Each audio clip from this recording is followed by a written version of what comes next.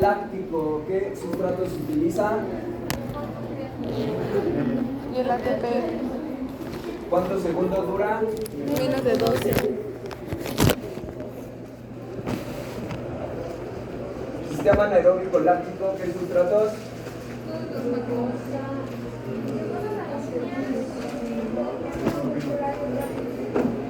¿En qué se convierte el glucógeno hepático?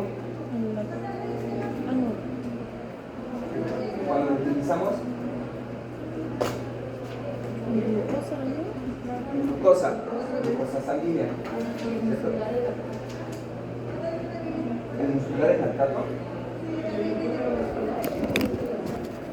Está hablando de glucogenólisis, ¿no? En la lisis solamente el glucógeno. ¿En qué se convierte el glucógeno muscular? En glucosa 6-fosfato. Ya después se une a la glucólisis y ahí sí vamos a producir lactato. Pero también producimos lactato a través de la glucosa sanguínea, ¿cierto? Sistema aeróbico, sustratos, ácidos grasos, hidratos de carbono y proteínas o aminoácidos. ¿Cuál es el objetivo de todos estos sistemas? Aportar energía, o sea, producir ATP, el cual lo vamos a utilizar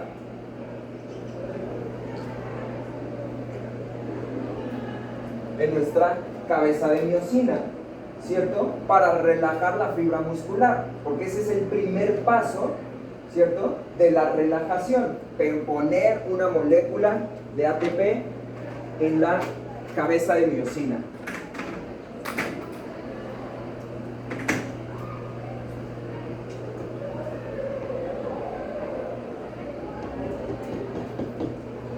¿Qué son esas? ¿Cómo se llaman? ¿Y esto? ¿Cuál es la función de la tropomiosina? Cubrir los sitios activos. ¿Y esto?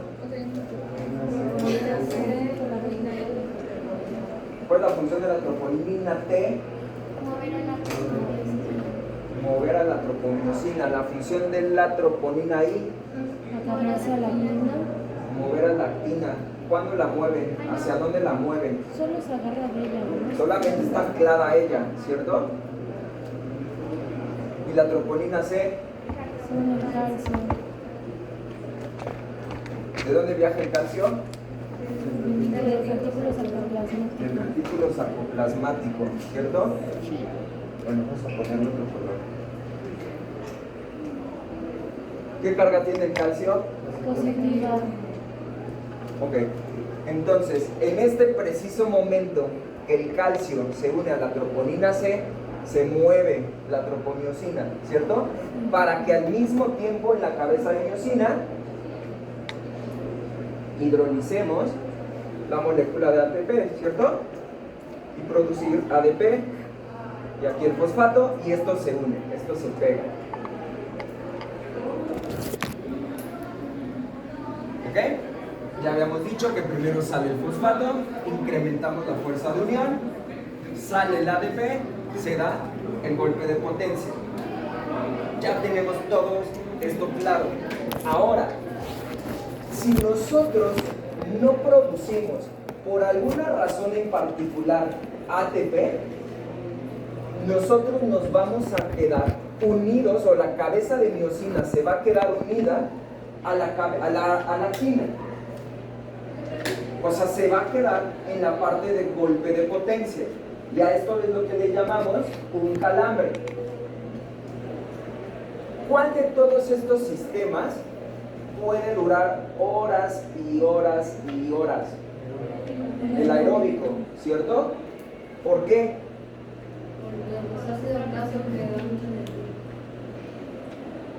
Pero excluyendo este sistema, ¿vale? Y principalmente el anaeróbico láctico, que depende de la glucosa sanguínea y del glucógeno, estas son fuentes totalmente limitantes. ¿Cuánto tiempo nos suele durar nuestras reservas de glucógeno hepático, muscular, perdón?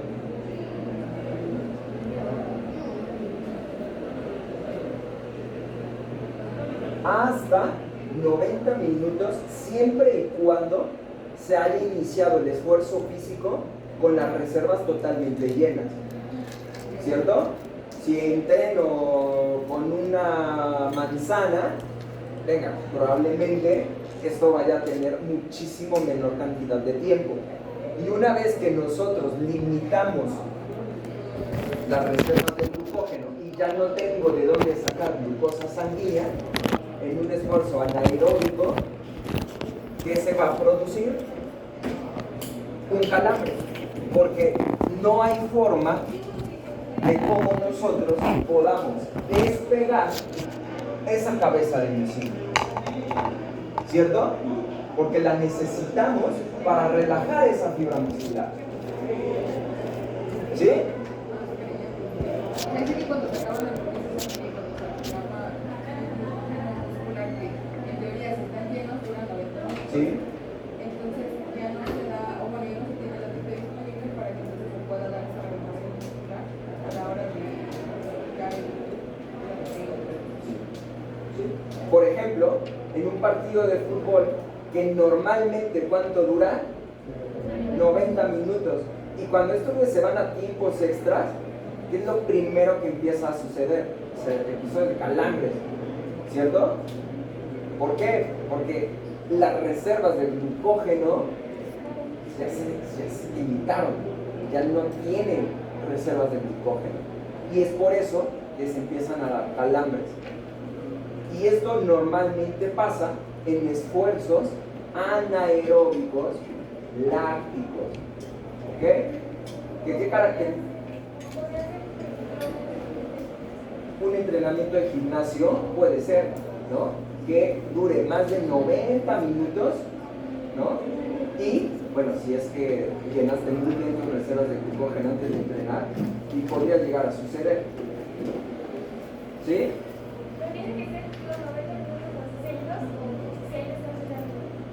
No, sí, porque al final del día lo que está consumiendo el músculo es ese sustrato, descanses o no, siempre y cuando el tiempo activo, ¿no?, supere el tiempo que puedes llegar a almacenar glucógeno muscular, ¿sí? Ahora bien, nosotros en cuanto a las fibras musculares tenemos tres tipos. Tenemos las fibras tipo 1, que se caracterizan por ser fibras de contracción lenta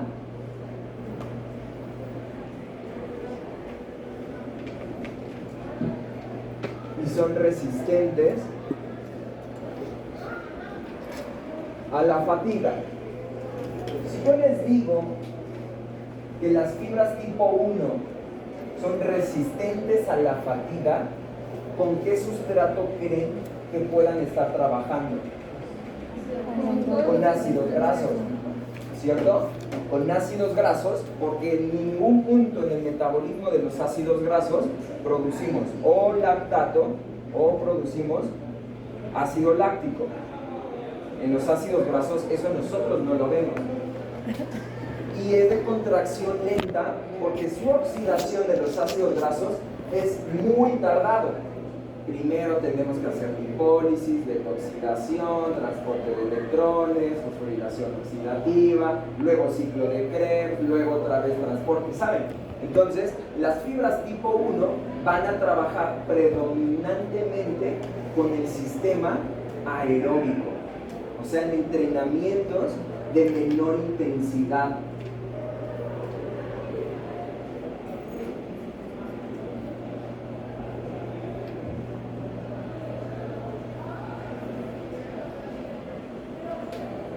Después tenemos a las fibras tipo 2B, que estas son de contracción rápida, pero son totalmente fatigables. Entonces, ¿qué sustrato es el que va a utilizar predominantemente? La fosfocreatina es la que nos lleva hacia la fatiga. ¿Qué sustrato? El anaeróbico láctico. Sustrato, no sistema. El ATP. Este va a trabajar principalmente con glucógeno, ¿no? Y glucosa sanguínea, o sea, con el sistema anaeróbico láctico. ¿Va a utilizar fosfocreatina y ATP? Sí, ¿no? Porque son de contracción rápida, pero la fatiga no se va a ver por la producción ni de fosfocreatina ni de ATP, va a ser por el metabolismo del glucógeno y de la glucosa sanguínea. ¿Sí? ¿Cómo? Entonces trabaja con el anaeróbico láctico. Trabaja en el sistema anaeróbico láctico.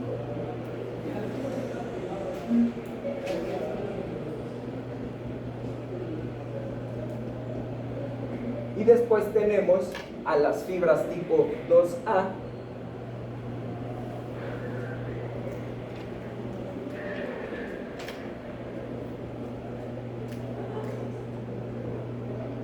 Que suele tener un metabolismo mixto.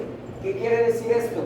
Que son fibras que pueden oxidar ácidos grasos, o sea, llegan a ser resistentes a la fatiga, pero a su vez utilizan glucógeno. Entonces esa resistencia a la fatiga no va a durar tanto tiempo.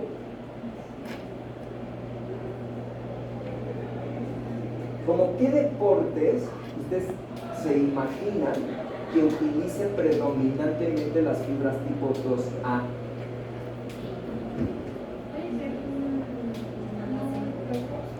Natación, pero ¿qué distancias? Puede ser natación en aguas abiertas o 100 metros. ¿Qué distancia?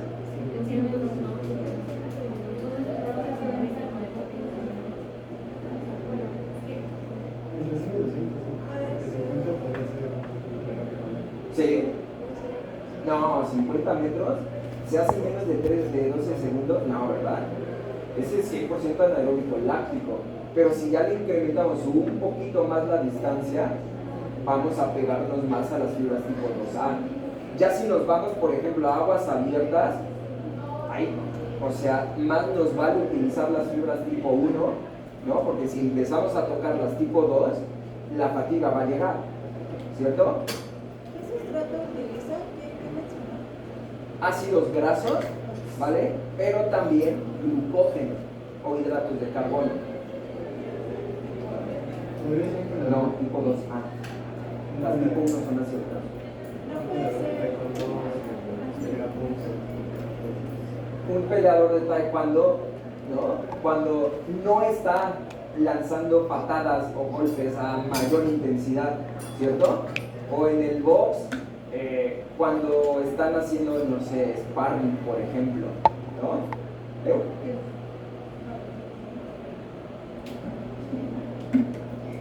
Cuando tienes, ¿no?, a la otra persona, al contrincante, pero, o sea, no se están yendo hacia los golpes a morir, ¿sabes? Como que se están estudiando, sueltan uno de otro golpe, con fuerza evidentemente, ¿no? Pero sin llegar al tipo 2B, ¿sí?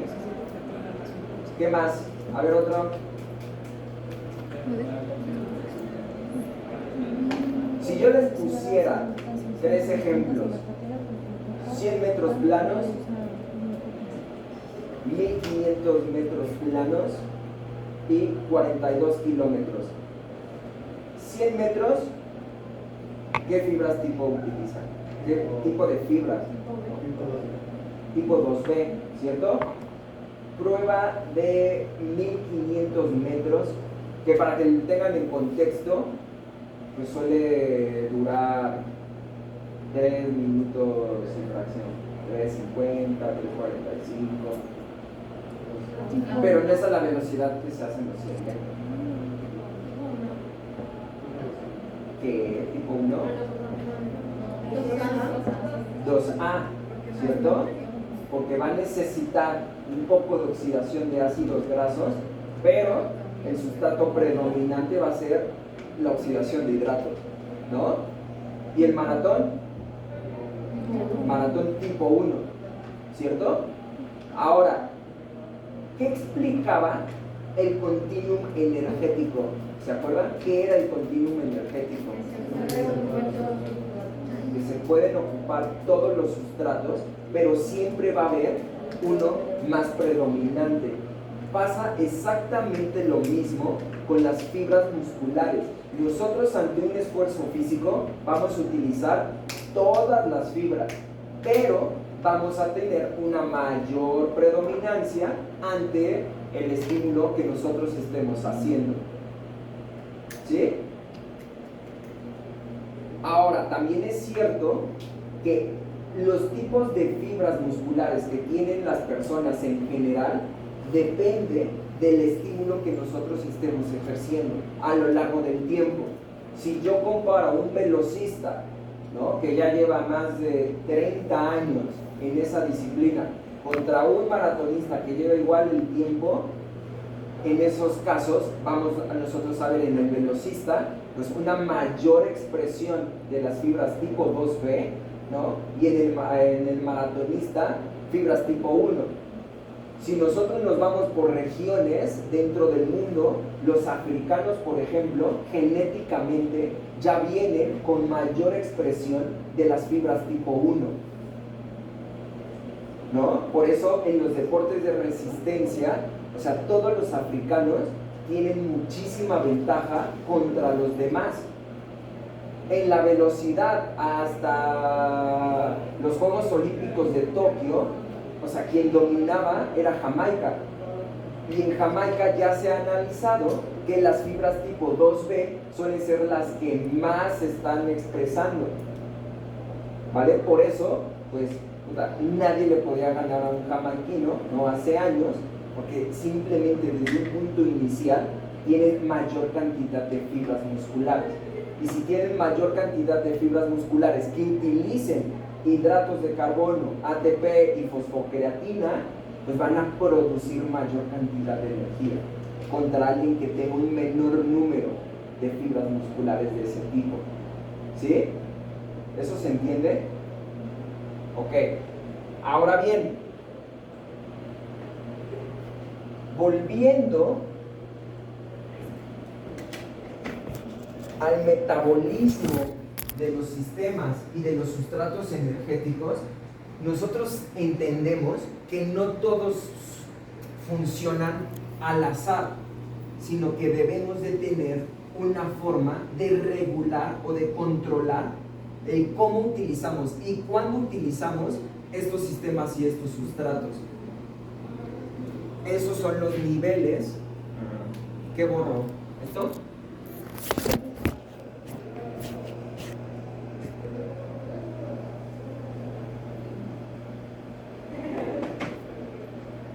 Niveles de regulación.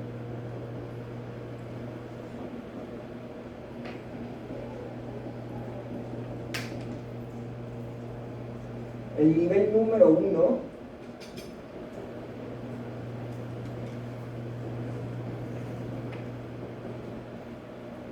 es el ratio ADP-ATP. ¿Qué quiere decir esto? A ver, si yo analizo, ¿no?, hiciera un corte de una de sus fibras musculares y lo pusiéramos en un microscopio, ¿qué encontraríamos en incremento? ¿Moléculas de ADP o moléculas de ATP? Hicimos una pequeña biopsia en su cuádriceps, lo analizamos en el laboratorio y ustedes en ese momento estaban en reposo. ¿Qué vamos a encontrar más? ¿ATP o ATP? ATP, ¿cierto? ¿Por qué? Porque el ATP en estado de reposo se encuentra incrementado, porque la cabeza de miosina necesita moléculas de ATP en ella para que esté relajada. Entonces, cuando en el músculo hay un incremento en la concentración de ATP, todas las vías oxidativas se encuentran inhibidas. ¿Ok? ni sucede glucólisis, ni beta-oxidación, ni empezamos a hidrolizar fosfocreatina, ni ATP, ni absolutamente nada. ¿Ok? Porque esto es un estado de relajación. Pero cuando en la fibra muscular empieza a haber un incremento en el ADP y que disminuye el ATP, eso es una señal para la contracción muscular. Y empezamos a activar todas estas vías oxidativas. En cuanto cambia esta concentración de ATP e incrementa el ADP, empezamos a activar estas vías que ustedes ya conocen. ¿Sí? Segundo nivel.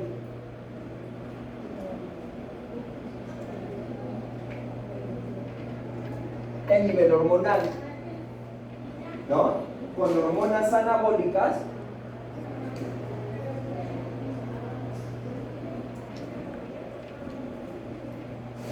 nosotros incrementamos, o bueno, vamos a verlo de otra forma. Cuando hay hormonas anabólicas, nosotros estamos en un proceso de relajación, en donde nosotros vamos a producir síntesis, no oxidación.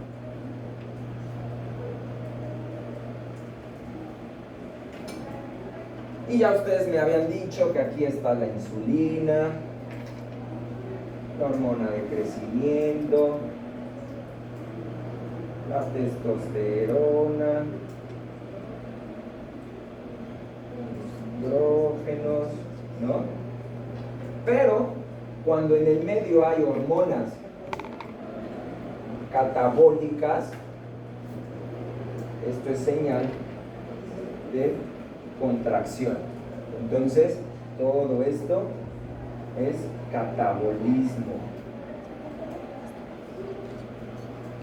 Y ya también habíamos visto hormonas como el glucagón, el cortisol,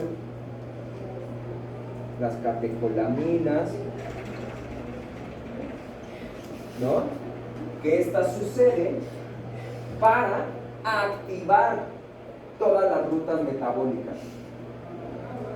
¿Sí?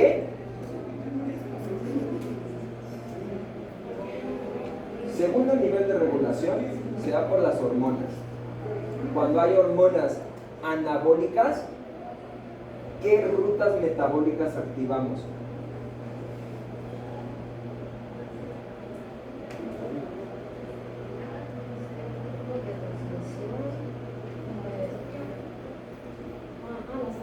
¿Qué? Gluconeogénesis, dependiendo a qué le llamemos gluconeogénesis. Si le llamamos gluconeogénesis al ciclo de Cori, ¿ese va a suceder con hormonas anabólicas? No, ¿cierto? Pero si le llamamos a gluconeogénesis a la formación de glucosa a partir de los ácidos grasos, eso sí se dan con hormonas anabólicas, ¿cierto? ¿Qué más? Beta reducción.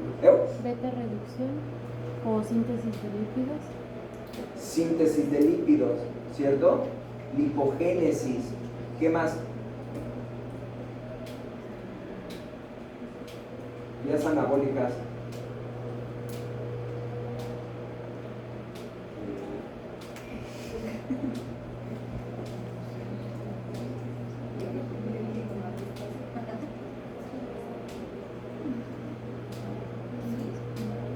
¿Qué podemos producir en nuestro organismo? ¿Qué moléculas son anabolizantes? ¿Qué moléculas son? Ya, no sé para qué. ¿Qué formamos en el cuerpo? ¿Qué tenemos que sintetizar? En un paciente con cáncer, ¿ustedes en qué se tienen que basar para incrementar el anabolismo? ¿En qué? Proteínas. En proteínas, ¿no? ¿Y cómo sintetizamos proteínas? A base de aminoácidos. Sí, pero ¿a través de qué vía metabólica?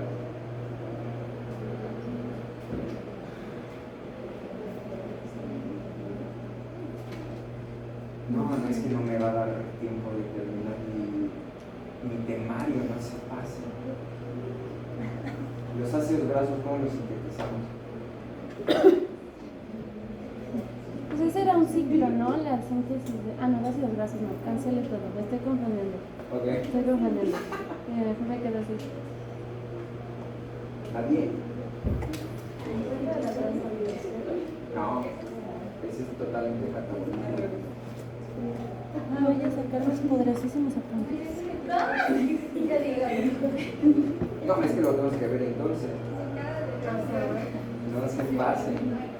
Y yo aquí voy a empezar a ver cálculos. Ya ve cómo está la cosa. A ver. No, sí, puedo borrar.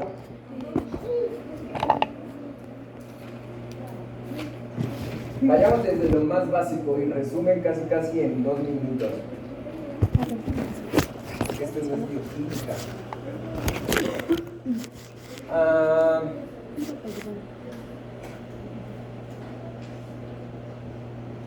Proteínas.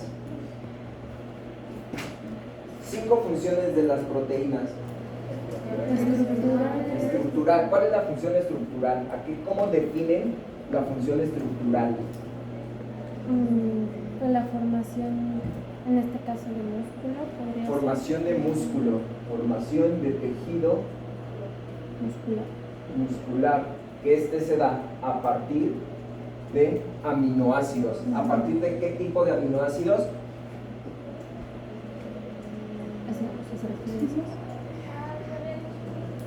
De todos los aminoácidos que existen en el planeta, nosotros lo utilizamos para la función estructural.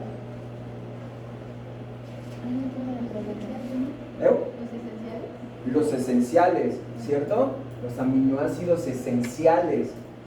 A partir de los aminoácidos esenciales, nosotros formamos tejido muscular, ¿ok? Pero tenemos prácticamente 2 formas de sintetizar músculo. La primera, y esta suele ser la más importante, a través de la leucina. A través de la leucina nosotros activamos una vía que se llama mTOR, y a través de la vía mTOR, es una vía celular, nosotros sintetizamos músculo. Si nosotros no tenemos leucina,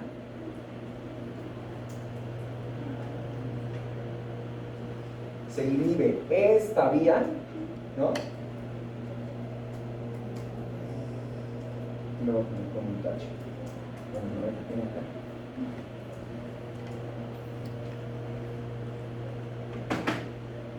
Si nosotros no llegamos al requerimiento de leucina, ¿de cuánto es? 3 gramos. O sea, si alguien no come estos 3 gramos, ¿de dónde vamos a formar leucina?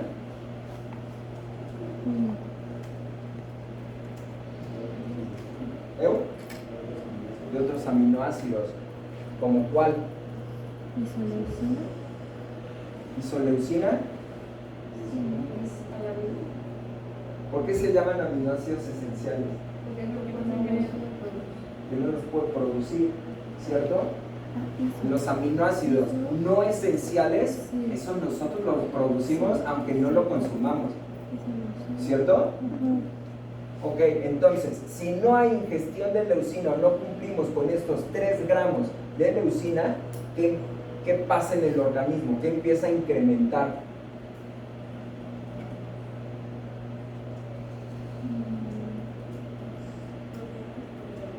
Las proteínas proinflamatorias. Menciónenme 3 proteínas proinflamatorias de todo nuestro sistema.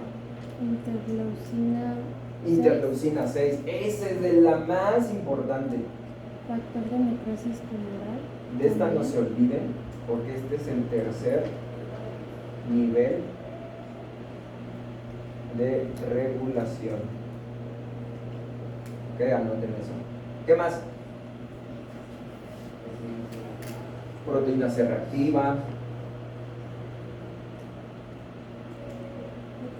¿Qué más?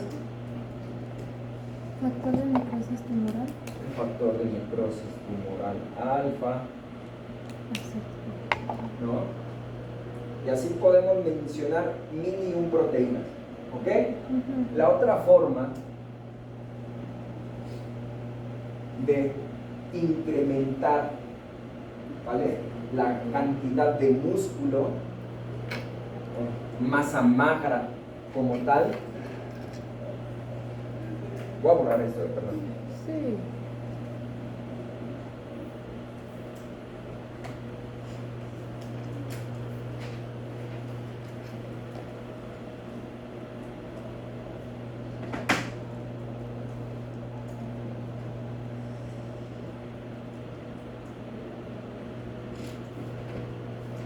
Va a ser a partir de la gluconeogénesis.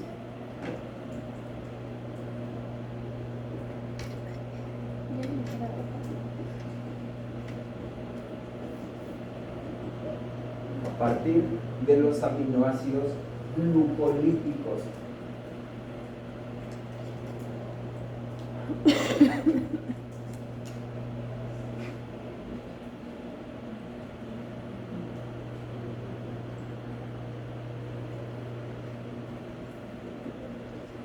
Y esto nos va a llevar, o nos tiene que llevar, a un incremento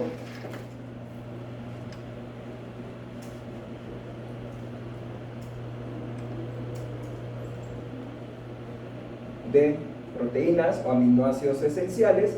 ¿Y cuál es la recomendación de proteína para que podamos mantener la masa magra?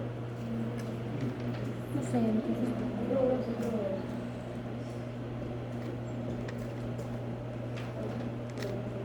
Punto 2 a 1.5 gramos por kilogramo de peso. ¿Ok?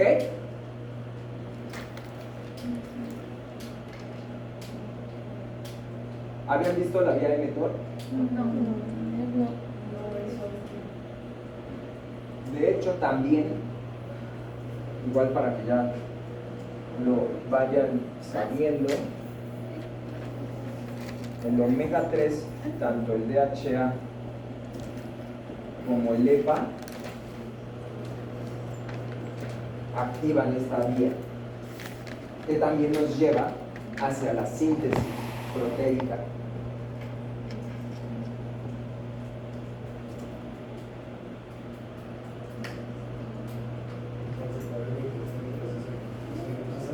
Podría ser un 100%, con toda la evidencia del mundo, omega 3. Sí. Sí. Es correcto.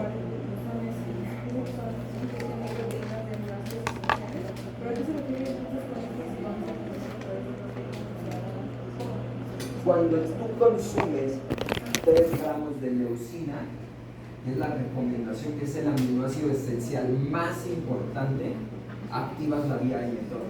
Y la vía mTOR, esa te va a llevar hacia el incremento en la síntesis muscular.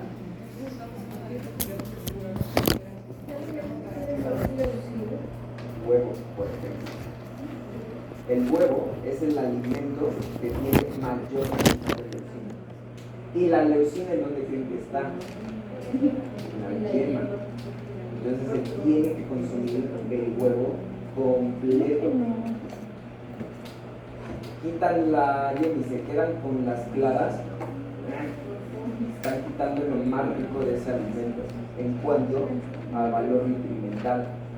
Ahora, la proteína de suero de leche, si ya la dejamos de ver como un suplemento, ¿no?, porque se prepara o se obtiene de un proceso muy similar como el del queso, la crema y estos productos lácteos, esa proteína del suero de leche suele tener todavía mayor cantidad de leucina que el huevo. La proteína de suero de leche, no proteína vegetal ni nada de este tipo de cosas. ¿Ok? Entonces, regresando, ¿ok? El nivel 2 se da por las hormonas anabólicas como insulina, hormona de crecimiento, testosterona, etcétera, etcétera, inhiben todas las vías oxidativas. Nos estamos en proceso de relajación con un incremento de hormonas anabólicas, ¿no? Por eso las personas que se la viven relajados, sin hacer nada, ¿no? Personas sedentarias, tienen mayor producción de hormonas anabólicas y todo lo que está consumiendo lo va a empezar a sintetizar. ¿Qué hacemos con los hidratos de carbono que comemos de más? Se almacenan en triglicéridos, ¿cierto? ¿Qué pasa con las proteínas que consumimos de más? Parte se desechan a través del ciclo de la urea, pero otra parte, ¿qué le pasa? ¿Las proteínas se pueden almacenar en forma de triglicéridos? No. Claro que sí. Las proteínas al final del día pueden producir moléculas de acetilcoenzima A, y esa molécula de acetilcoenzima A nosotros lo utilizamos para síntesis de ácidos grasos. ¿Ok? Entonces, un incremento en la ingestión de proteína, por supuesto que se puede almacenar en tejido adiposo. Y creo que todos lo hemos visto en algún momento. O sea, simplemente hace falta meternos a un gimnasio, ¿no? Ver el típico dude que consume 3 gramos por kilogramo de peso porque su entrenador le dijo, y cuando nosotros medimos su composición corporal, pues sí tendrán algo de desarrollo muscular, pero lo que más tiene es elevado el porcentaje de grasa. Y ese incremento en el porcentaje de grasa no se debe ni de los hidratos de carbono ni los alimentos grasos, sino por un alto consumo de proteína. Entonces, entre más proteína no es mejor, ¿ok? Eso ya vayámoslo grabándolo, ¿ok? Y cuando nosotros tenemos un incremento en las hormonas catabólicas, pues vamos a favorecer la oxidación de todas estas vías, desde glucólisis, ciclo de Krebs, transporte de electrones. Cuando hay mucho cortisol, hay glucólisis. Cuando hay mucho glucagón, ¿no? Vamos a tener que hacer muchísima glucogenólisis. ¿Se entiende? El nivel 2 es sencillo. Y el nivel 3 es el que se da por la interleucina 6 principalmente, que es una proteína proinflamatoria del sistema inmunológico. Cuando nosotros tenemos un incremento en la interleucina 6, todas las vías oxidativas se inhiben. ¿Por qué ustedes creerán que cuando hay mucha interleucina 6 se inhiban estas vías oxidativas?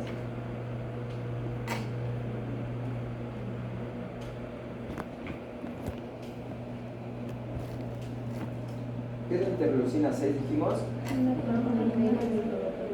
¿Y cuándo estas se incrementan? Cuando nuestro sistema inmunológico hace un incremento de estas proteínas. ¿Cómo? Cuando hay un daño en algún tejido. Pregunta, ¿nosotros en el entrenamiento creamos ese daño en el sistema musculoesquelético? Sí, ¿cierto? Sí hay rupturas de las fibras musculares. Entonces, cuando nuestro sistema inmunológico empieza a ver este incremento en las rupturas de las fibras, empieza a incrementar proteínas proinflamatorias. ¿Con qué objetivo? De proteger. Proteger, ¿qué digo proteger? ¿Proteger de qué? Proteger, ¿qué puede proteger? Si estamos haciendo microrupturas de las fibras musculares. ¿Qué puede proteger el sistema inmunológico con la interleucina 6? El tejido. Para que no lleguemos a un punto en el que hagamos una lesión irreparable. Porque hay que entender que una sesión de entrenamiento existen microrupturas de las fibras y eso es totalmente normal y eso es lo que nosotros esperamos ante un entrenamiento de alta intensidad y de fuerza, etcétera, etcétera. Pero jamás vamos a querer que nuestra fibra muscular tenga un desgarre, por ejemplo. Y ese desgarre, ¿cuándo puede suceder? Cuando nosotros seguimos y seguimos creando esas rupturas de las fibras musculares. Entonces, cuando incrementamos nosotros la interleucina 6 en el músculo, y esto ya se ha tratado de medir, ante un incremento en esta interleucina, ¿vale? Llegamos totalmente a la fatiga muscular. Y creo que todos que hayamos hecho fuerza en algún momento hemos sentido ese entrenamiento en el que realmente ya no salía una repetición más, ¿no? Que llegamos a nuestro máximo. Ese momento es cuando nosotros incrementamos la interleucina 6. Porque imagínense ese día, ¿no? Que ustedes entrenaron y ya no podían dar más.